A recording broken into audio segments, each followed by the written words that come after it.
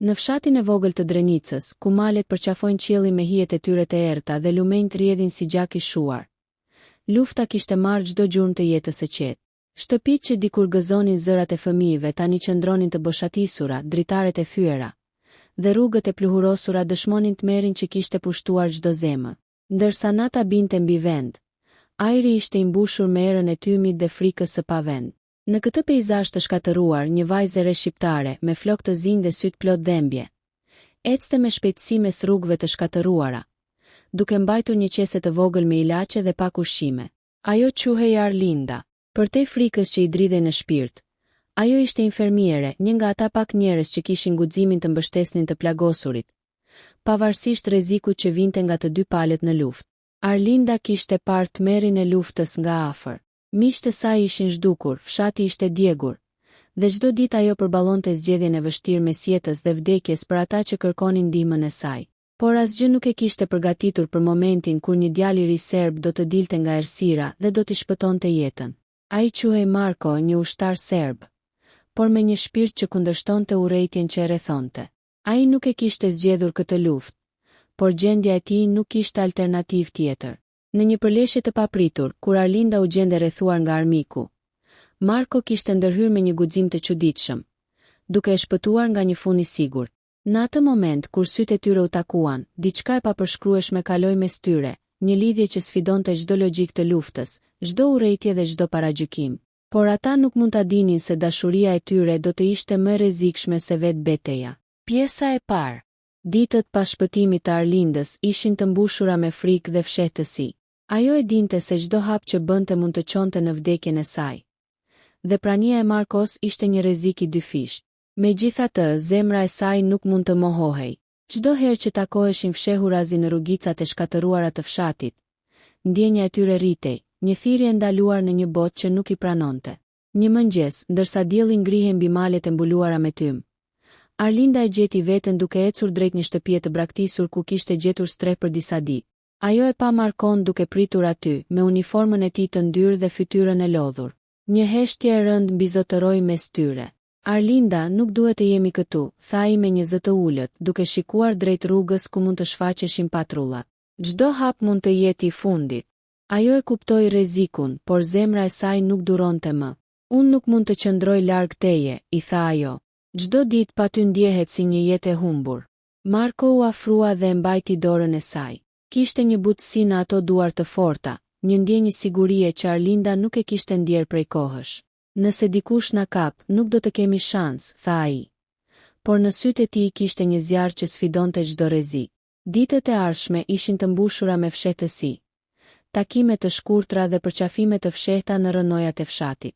Ata ndanin gjithçka që mund të ndanin historitë e familjeve të tyre, ëndrat për një të ardhme pa luftë, dhe frikën që i mbante zgjedhur për të mbijetuar. Një natë, ndërsa ajri ishte i ftohtë dhe qielli mbuluar me re të errta, Arlinda dhe Marko qëndronin pra një lumi të vogël që rrithte pranë fshatit.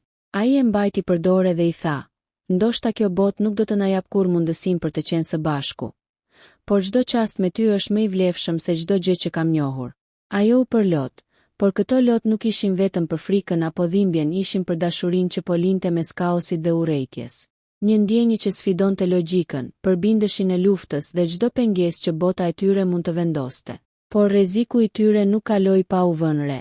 Të dy palët, shqiptarët dhe serbët, filluan të dyshonin për praninë e një tradhtari, një lidhje të fshehtë që mund të destabilizonte çdo plan. Ata duhet të jenë të kujdesshëm, të zgjedhnin çdo hap me shumë maturi, sepse një gabim i vetëm mund të kushtonte jetën e tyre dhe ndoshta edhe jetën e të tjerëve që ishin të përfshirë pa dëshirë. Në mes të këtij tmerri, Arlinda dhe Marko mësuan të besonin te njëri tjetri, të mbështesnin njëri tjetrin dhe të gjente një forcë që nuk e kishin menduar kurrë se mund ta kishin. Çdo moment i fshehtë ishte një fitore mbi urrejtjen. Çdo buzëqeshje e ndaluar ishte një dritë në errësirën e pafund të luftës. Kjo është hyrja dhe pjesa e parë, duke vendosur themelet për një histori dramatike dhe emocionale. Ditët kalonin, por asgjë nuk ishte më e zakonshme. Lufta nuk pushonte, dhe çdo zhurmë në fshat mund të ishte paralajmërim për një sulm të papritur. Arlinda dhe Marko e dinin se çdo takim ishte i rrezikshëm, por lidhja mes tyre po forcohej me një intensitet që asnjëra palë nuk mund ta mohonin. Një mëngjes të ftohtë marsi, Arlinda po përgatiste pak ilaçe dhe ushqime për të ndihmuar një fshatar të plagosur kur dëgjoi hapa të shpejtë afër. Zemra i rrihte fort, nuk ishte hera e parë që ndjente këtë tmerr. Por ky ishte ndryshe. Kur u kthye pa Markon, i cili po ecte me shpejtësi drejt saj, duke marrë frym thellë nga lodhja dhe frika. "Ç'të ka ndodhur?" pyeti ajo, duke e parë të dridhur. "Ka mësuar diçka që nuk duhet ta dija," tha ai me zë të ulët, duke e shikuar rreth vetes. "Disa nga shokët e mi kanë filluar të dyshojnë, ata po kërkojnë ndonjë tradhtari." Arlinda ndjeu një ftohje në shpirt. Kjo ishte hera e parë që rreziku qëndronte aq afër. "Çfarë do të bëjmë?" pyeti ajo, duke e mbajtur dorën e tij. "Duhet të largohemi për pak. Të gjejmë një vend ku askush nuk mund të na gjejë," tha ai. "Do të jetë e rrezikshme, por nuk kemi zgjedhje." Ata u fshehën në një shtëpi të braktisur në periferi të fshatit, një vend ku muret e shkatëruara ofronin mbrojtje minimale, por mjaft për të shpëtuar përkohësisht. Aty në errësirë, ata ndan momentet më të qeta që kishin pasur prej javësh. "Kur e pash për herë të parë, mendova se nuk do të mbjetosh," tha Marko, duke i marrë dorën Arlindës dhe duke e shtrënguar ngadalë. "Por ti je më e fortë se çdo armë, çdo urrëtie, çdo tmerr që kam parë." Ajo buzëqeshi, por syt i dridheshin nga emocionet dhe frika. "Ndoshta kjo është arsyeja pse po mbjetoj," tha ajo. "Sepse ti je pranë meje." Por paqja ishte e shkurtër. Një ditë kur Arlinda po shpërndante ilaçe për fshatarët, disa ushtar të njohur serbe panë dhe filluan ta ndiqnin. Ajo e kuptoi menjëherë se Marko nuk mund ta kishte shpëtuar këtë herë. Pa humbur kohë, ajo vrapoi drejt vendit ku zakonisht takoheshin, duke shpresuar që ai të ishte aty. Marko e pa largimin e saj dhe pa dyshim vrapoi pas saj. Ata e dinin se çdo hap mund të ishte fatal, por nuk mund të ndaheshin. Ishin dy zemra që sfidonin urrëtitjen dhe kaosin, dhe kjo dhunti e tyre jashtëzakonshme i bëri të guxonin më shumë se kurrë. Pas një ndjekjeje të gjatë nëpër rrugicat e shkatëruara të fshatit, ata u fshehën pas një mur të rënuar. Fryma e tyre vinte e shpejt dhe zemrat rinin fort. Por për herë të parë ndje një lehtësim të vogël, për momentin, ata ishin të lirë. "Nuk mund të vazhdojmë kështu pafundësisht," tha Arlinda me zë të ulët. "Dita ose nata, një ditë do të na kapin. Ne duhet të gjejmë një mënyrë të largohemi nga gjithçka." Marko e shikoi seriozisht. "E di, por çdo ide për të ikur është e rrezikshme. Sidoqoftë, jam gati të marr çdo rrezik për ty. Çdo gjë." Për ditët në vazhdim, ata planifikuan fshehtas të largoheshin nga fshati. Në mes të këtij plane të vështirë, ndjenja e dashurisë dhe përkushtimit mes tyre u forcua më shumë. Ata mësuan të lexonin sinjalet e njëri tjetrit, të parashikonin rrezikun dhe të mbështesnin njëri tjetrin në heshtje. Një natë, ndërsa qielli ishte i mbuluar me yje dhe era frynte lehtë mbi rënojat e fshatit, Marko i tha Arlindës: "Kur të largojmë nga këtu, nuk do të ketë kthim pas. Do të jemi vetëm ne, dhe ndoshta një vend ku askush nuk na njeh." Ajo e mbajti dorën e tij fort. "Unë do të shkoj kudo që të jesh ti. Nuk ka rëndësi sa e rrezikshme është, nuk mund të jetoj pa ty." Në atë çast, për disa çaste të shkurtër, bota e tyre e shkatëruar u ndal. Asgjë nuk kishte rëndësi përveç dashurisë që ndanin. Por ata e dinin që rreziku ishte gjithmonë afër, dhe çdo moment pa kujdes mund të ishte fundi i tyre. Kjo pjesë e dytë thellon tensionin dhe rrezikun për çiftin, duke vendosur terrenin për fshehjet, ndjekjet dhe planet për t'u larguar nga lufta. Dita e largimit ishte afruar. Arlinda dhe Marko e dinin se çdo hap mund të ishte fatal, por dashuria dhe dëshira për të shpëtuar bënin që frika të dukej më e vogël. Ata përgatitën çantat me ushqime të vogla, pak ilaçe dhe disa sende personale, duke i fshehur ato në rrogozët e shtëpisë së braktisur. Ndërsa nata përhapej mbi fshat, heshtja ishte përmbajtje e tensionit që mbështillte çdo cep. Çdo zhurmë e vogël, çdo shkëndij drite nga larg, mund të paralajmëronte rrezikun. Ata ushtrin pra një muri të rënuar dhe për një moment, gjithçka ndjeu si një pushim nga tmerri i përditshëm. "Arlinda," tha Marko, duke e parë në sy me intensitet, "nëse na kapin, unë nuk do të harroj kurrë. Çdo çast me ty ka qenë më shumë se çdo gjë që kam njohur." Ajo e shikoi dhe ndjeu një val lotësh që nuk mund t'i ndalonte. "As unë nuk do të harroj," tha ajo. "Dhe unë jam gati për çdo rrezik, vetëm që të jem me ty." Ata e dinin se rruga e tyre për liri nuk do të ishte e lehtë. Përmes pyjeve dhe maleve, ku patrullat mund të shfaqeshin papritur, çdo hap duhet të ishte i matur dhe i heshtur. Ndërsa lëviznin në errësirë, fjalët e tyre ishin minimale, një shikim, një prekje e dorës, një shenjë që tregonin ku të ktheheshin ose ku të fshiheshin. Por fatkeqësisht rreziku nuk vonoi. Një patrullë e vogël e serbëve i kishte ndjekur nga larg, dhe zhurma e këmbëve të tyre të rënd i detyroi Arlindën dhe Markon të fshiheshin në një shpellë të vogël. Ata qëndruan aty, duke mbajtur frymën, ndërsa patrulla kalonte pranë. Çdo goditje e zemrës ishte si një kërcënim. Çdo hap i patrullës një paralajmërim për vdekjen që mund t'i kapte çdo moment. Duhet të ikim tani, tha Marko pasi patrulla u largua. Sa më shpejt të arrim tek lumi, aq më mirë. Atje mund të gjejmë një varg të vogël dhe të përpiqemi të kalojmë në territorin më të sigurt. Ata ecën me kujdes, duke përdorur hijet dhe terrenin e errët për të mbuluar lëvizjet e tyre. Çdo hap ishte i rrezikshëm, por ata mbështeteshin tek njëri tjetri për të gjetur forcën për të vazhduar. Në një çast pushimi pranë lumit, Arlinda rrëfeu historinë e saj. Kur filloi lufta, nuk e dija si të mbijetoj, tha ajo, duke e parë Markon me sy të mbushur me dhimbje dhe dëshirë. Por që kur të pash ty, ndjeva se kishte ende një arsye për të luftuar, për të jetuar, për të dashuruar. Marko e mbajti për dorë dhe afroi pranë vetes. Edhe unë po ndjej të njëjtën gjë. Ti më ke dhënë shpresë në një botë ku çdo gjë dukej e humbur. Por përpjekja e tyre për liri nuk ishte e lehtë. Kur arritën tek lumi, zbuluan se varka e vogël që kishin planifikuar të përdornin ishte zhdukur, dikush tjetër e kishte marrë. Një ndjenjë paniku filloi të përhape mes tyre. Por Marko e mbajti Arlindën të qetë. Do të gjejmë një mënyrë tjetër, tha ai. Nuk mund të ndalemi tani. Çdo gjë që kemi kaluar nuk mund të shkojë kot. Dhe kështu në errësirën e natës, ata filluan të kërkojnë një rrugë alternative për të kaluar lumin. Çdo moment ishte një sfidë, çdo zhurmë një kërcënim, dhe çdo hap një provë guximit të tyre. Në mes të kësaj lufte dhe frike, Arlinda dhe Marko kuptuan se dashuria e tyre nuk ishte thjesht një ndjenjë, ishte një forcë që i bënte të guxonin më shumë se kurrë, të përballonin çdo rrezik dhe të mos dorëzoheshin për asnjë çast. Ata ishin të dy të vetëdijshëm se bota nuk do t'i pranonte.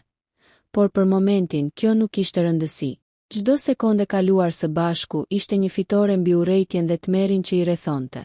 Kjo pjesë e tretë tregon përballjen e tyre më intensive me rrezikun, ndjekje dhe sfidat për të mbijetuar, duke e thelluar lidhjen e tyre emocionale dhe dramatike. Natën e ardhshme, ndërsa qielli mbulohej nga re të dendura dhe era frynte mbi degët e drunjve të lagur, Arlinda dhe Marko u gjendën në një pyll të thellë. Tokën e lagur dhe baltën nën këmbët e tyre e ndjenin si një pengesë, por zemrat e tyre rrinin me një guxim që vetëm dashuria e ndaluar mund të nxirrte. Ne nuk mund të qëndrojmë këtu shumë gjatë, tha Marko, duke e parë Arlindën.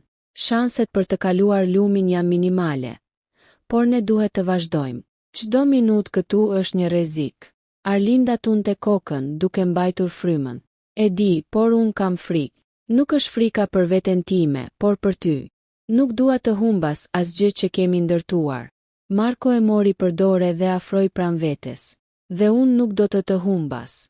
Çdo hap që bëjmë, e bëjmë së bashku.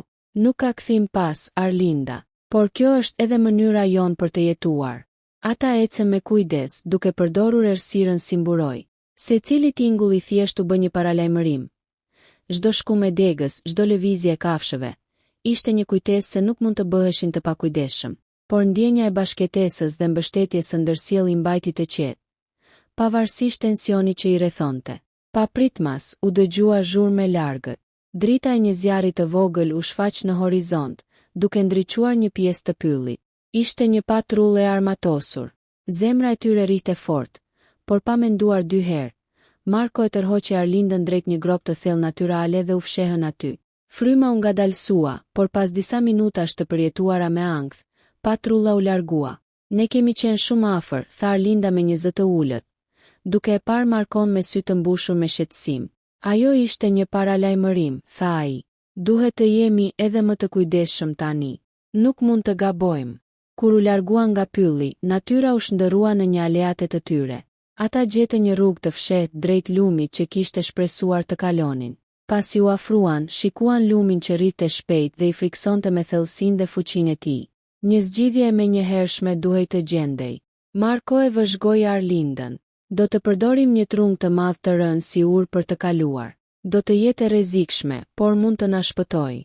Ata u përgatitën, duke mbajtur dorën e njëri tjetrit dhe duke ecur me kujdes mbi trung. Çdo hap ishte një test i balancës dhe besimit. Një lëvizje gabuar dhe rëshitja mund të kishte qenë fatale. Por ata arritën anën tjetër të lumit, të lodhur, të shkujdesur dhe me frym të thelluar. Kur ulën në tokë për të marrë pak frym, Arlinda tha: "E bëm, kemi kaluar." Marko e përqafoi dhe i tha: "Po, kemi kaluar. Por kjo është vetëm fillimi. Tani duhet të gjejmë një vend të sigurt ku mund të jemi së bashku, larg të gjitha kërcënimeve." Ata u ngritën dhe vazhduan udhëtimin e tyre në errësirën e natës, të mbështetur tek njëri tjetri dhe tek shpresa për një të ardhme më të mirë. Çdo hap, çdo përpjekje për të shpëtuar, forconte lidhjen e tyre, një dashuri që kishte lindur në mes të luftës, por që sfidonte çdo pengesë dhe çdo rrezik. Në këtë pjesë ata përballen me rreziqe direkte, patrulla armike dhe sfidat fizike të përshkimit të lumit dhe pyllit, duke forcuar besimin dhe dashurinë mes tyre. Por rruga e tyre drejt lirisë dhe paqes mbetet e pasigurt, duke lënë hapësirë për tensione dhe zhvillime dramatike në pjesët e ardhshme. Ditët që pasuan ishin të mbushura me tension të vazhdueshëm. Arlinda dhe Marko e kuptuan se rruga drejt lirisë nuk ishte e thjeshtë. Çdo vend që zgjedhnin për strehim mund të ishte një kurth. Ata udhëtonin në heshtje, duke lëvizur vetëm natën dhe duke u fshehur gjatë ditës në shkëmbin të fshehtë ose në rënojat e shtëpive të braktisura. Një mëngjes të ftohtë, ndërsa rrezet e diellit përpiqeshin të depërtonin në përgjethet e dendura të pyllit, ata dëgjuan zhurma të dyshimta në largësi. Ishin të dy të vetëdijshëm që patrullat e armatosura mund të ishin pranë. Marko i dha shenjë Arlindes që të fshihej pas një shkëmbi të madh dhe të shikonte rrugën përpara. "Duhet të kalojmë nëpër këtë shteg," tha ai, "por duhet të jemi shumë të kujdesshëm. Çdo hap mund të na kushtojë jetën." Arlinda tun kokën, por ndjeu forcën e duarve të tij teksa e tërhiqte pak më afër. "Jam me ty," tha ajo me një zë të vendosur. "Për çdo gjë, për çdo rrezik." Ata filluan të ecin ngadalë, duke përdorur çdo mbulesë natyrore për t'u fshehur. Çdo zhurmë e largët, çdo degë që kërciste i bënte të dridhnin, por nuk ndaluan. Kur u larguan disa metra, papritmas dëgjuan britma nga një grup ushtarësh që po kalonte rrugën e tyre. Arlinda dhe Marko ndaluan dhe u fshehën prapa një trungu të madh të rënë. Frymëmarrja u ngadalsua dhe zemrat rinin fort, ndërsa ushtarët kaluan pranë tyre pa i vënë re. "Na shpëtove përsëri," tha Arlinda, duke e parë me sy të mbushur me emocion dhe mirënjohje. Marko e mbajti për dore. "Ne po luftojmë për çdo ditë që jemi së bashku. Nuk ka rëndësi sa e vështirë është kjo rrugë. Ne do ta bëjmë të mundur." Pas kësaj përvoja të frikshme, ata gjetën një vend të vogël për të pushuar një shpellë natyrore në anën tjetër të një mali. Aty mund të qëndronin disa orë pa u shqetësuar, të ushqeheshin dhe të planifikonin hapin e ardhshëm. Gjatë bisedës së tyre të gjatë, Arlinda rrëfeu për ëndrat e saj. "Kur shikoj këtë botë të shkatëruar, më duket se gjithçka është e humbur. Por ti më bën të besoj se mund të ketë një fillim të ri. Një jetë pa frikë, pa urrëtie." Marko e përqafoi fort dhe i tha: "Çdo ditë që jetoj me ty është një fillim i ri për mua. Edhe pse bota rreth nesh është e shkatëruar, ne mund të krijojmë diçka të bukur, diçka që askush nuk mund ta marrë." Por lumturia e tyre ishte e përkohshme. Një patrullë e re, më e madhe dhe më e organizuar, po afrohej drejt vendit ku ishin fshehur. Ata e kuptuan se nuk mund të qëndronin aty dhe çdo sekond humbur mund të ishte fatale. Me shpejtësi Marko dhe Arlinda përgatitën një plan të lëviznin nëpër rrugë të fshehta drejt një fshati të vogël ku kishin dëgjuar se kishte njerëz që mund t'i ndihmonin. "Ky është rreziku më i madh deri tani," tha Marko me seriozitet. "Por duhet të vazhdojmë. Nuk mund të ndalemi tani." Ata filluan të lëvizin nëpër terren të vështirë, duke u ndalur çdo disa metra për të kontrolluar rrethin. Çdo hap, çdo frym ishte një provë guximit dhe besimit të ndërsjellë. Dashuria e tyre po i bënte më të fortë, por rreziku ishte gjithmonë pranë, duke i sfiduar dhe duke e bërë secili moment të shijuar bashk edhe më të çmuar. Ditët dhe netët pasuan me një intensitet që nuk mund të përshkruhej me fjalë. Arlinda dhe Marko kishin kaluar çdo rrezik, çdo përndjekje, çdo moment ku jeta e tyre ishte vendosur në një balancë të hollë midis jetës dhe vdekjes. Por asgjë nuk mund të thyente besimin që kishin tek njëri tjetri. Çdo hap, çdo frymëmarrje ishte një testament i dashurisë së tyre dhe guximit që ata kishin treguar së bashku. Pas shumë ditësh ecje të heshtur, fshehje dhe përpjekjesh të lodhshme, ata arritën në një fshat të vogël në anën tjetër të maleve. Një vend i njohur nga disa refugjat që kishin gjetur stre aty. Fshati ishte i qetë, me disa shtëpi të vogla të mbushura me familje të lodhura nga lufta, por të gatshme të ndihmonin ata që ishin të përndjekur dhe të dëshpëruar. Kur hyri në fshat, Arlinda ndjeu një lehtësim të papar. Zemra i dridhe jo nga frika, por nga emocionet e lumtura. Ajo e mori dorën e Markos dhe e shikoi me sy të mbushur me lot gëzimi. Ne kemi arritur, tha ajo, me një zë të butë dhe të dridhur. Ne jemi gjallë dhe së bashku. Marko e përqafoi dhe i tha, kjo është e vërteta më e bukur që kam dëgjuar ndonjëherë. Çdo sekondë që kaluam duke luftuar dhe duke mbjetuar ka qenë e vlefshme, sepse jam me ty. Fshati i vogël ofroi streh për ta. Një familje mikpritëse i priti me heshtje, por me mirësjellje, duke kuptuar se Arlinda dhe Marko kishin kaluar shumë. Aty mund të pushonin, të ushqeheshin dhe të mendonin për hapat e ardhshëm. Ishte hera e parë pas javësh që ata ndjenin pak qetësi dhe siguri, por qetësia nuk ishte e përhershme. Ata e dinin se çdo lëvizje duhet të ishte e kujdesshme, sepse lufta ende vazhdonte në përvend, dhe shanset për të zbuluar nuk ishin të pakta. Megjithatë, për momentin, ata mund të merrnin frymë dhe të përqendroheshin tek njëri tjetri. Pas disa ditësh pushimi, Arlinda dhe Marko filluan të planifikonin një të ardhme jashtë zonës së konfliktit. Ata dëshironin të largoheshin nga kjo botë e shkatëruar dhe të gjenin një vend ku dashuria e tyre mund të lulëzonte pa frikë, pa patrulla dhe pa urrejtje. Ne nuk mund të kthehemi më pas, tha Marko një mëngjes, duke e parë Arlindën ndërsa përgatisnin pak ushqime për udhëtimin e tyre. Por kjo është vetmja rrugë që na mbetet, një jetë e re, larg çdo gjëje që na ka kërcënuar. Arlinda tun kokën dhe buzëqeshi, duke ndjerë një forcë të madhe brenda vetes. Unë jam me ty, kudo që të shkojmë. Çdo gjë që kemi kaluar na ka bërë më të fortë, dhe dashuria jonë është më e madhe se çdo frikë. Ata nisën udhëtimin e tyre drejt një qyteti më të sigurt, duke kaluar male dhe fusha, duke qëndruar fshehur dhe duke përdorur çdo shteg të fshehtë që mund t'i shpëtonte nga patrulla. Në çdo hap, ata ndanin momente të vogla gëzimi, një buzëqeshje, një përqafim të fshehtë, një prekje të dorës që i bënte të ndjeheshin të gjallë dhe të dashur. Kur arritën në qytetin e sigurt, për herë të parë që nga fillimi i luftës, ndjen se mund të shikonin të ardhmen pa frikë. Ata gjetën një apartament të vogël, të thjeshtë, por të sigurt. Ishte një vend ku mund të jetonin normalisht, larg armëve, plumbave dhe frikës së përditshme. Arlinda dhe Marko filluan të rindërtonin jetën e tyre.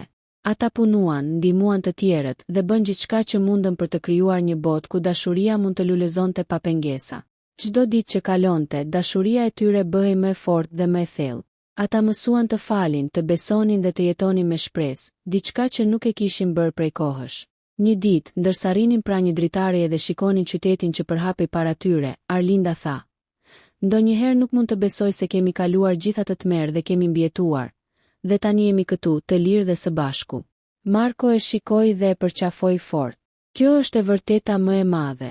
Çdo sfidë që kemi kaluar na ka sjell këtu, dhe çdo çast që kemi kaluar së bashku ka bërë që kjo dashuri të jetë më e fortë se çdo gjë tjetër në botë. Ata vendosën të mos harrojnë kurrë ato ditë të tmerrshme, por të përdorin përvojën për të ndihmuar të tjerët. Arlinda vazhdoi të punonte si infermiere, duke ndihmuar të plagosurit dhe të sëmurët, ndërsa Marko punoi për të siguruar që ata që kishin kaluar luftën të kishin mbështetje dhe streh. Me kalimin e kohës, ata krijuan një jetë të qetë dhe të lumtur. Çdo ditë ishte një kujtesë e fortë se dashuria mund të mbijetonte edhe në mes të urrejtjes dhe dhimbjes. Ata ishin shembull i guximit, besimit dhe besnikërisë, një dëshmi se dashuria e ndaluar mund të triumfonte mbi çdo sfidë. Në fund, Arlinda dhe Marko qëndruan pranë njëri tjetrit, duke shikuar horizontin dhe duke ndjer diellin mbi fytyrat e tyre. Ata e dinin se bota ishte ende e pasigurt, por dashuria e tyre kishte krijuar një vend ku mund të jetonin pa frikë. Një vend ku çdo çast i përjetuar së bashku ishte një fitore mbi urrejtjen dhe dhimbjen e kaluar. Ata kishin shpëtuar jo vetëm nga lufta, por nga çdo pengesë që donte të ndante zemrat e tyre. Dhe në atë moment, në qetësinë e qytetit të ri, ata kuptuan se dashuria e vërtet nuk mund të thyhet nga asgjë. As nga lufta, as nga urrejtja, as nga frika. Ajo është forca më e madhe që ekziston, dhe ata e kishin gjetur në mes të errësirës, duke shpëtuar së bashku dhe duke ndërtuar një të ardhme të re, të ndritur nga shpresa dhe dashuria. Ky fund përmbledh gjithë tensionin, frikën, sfidat dhe rreziqet që përballuan Arlinda dhe Marko, duke i dhënë tregimit një mbyllje të fuqishme dhe emocionuese.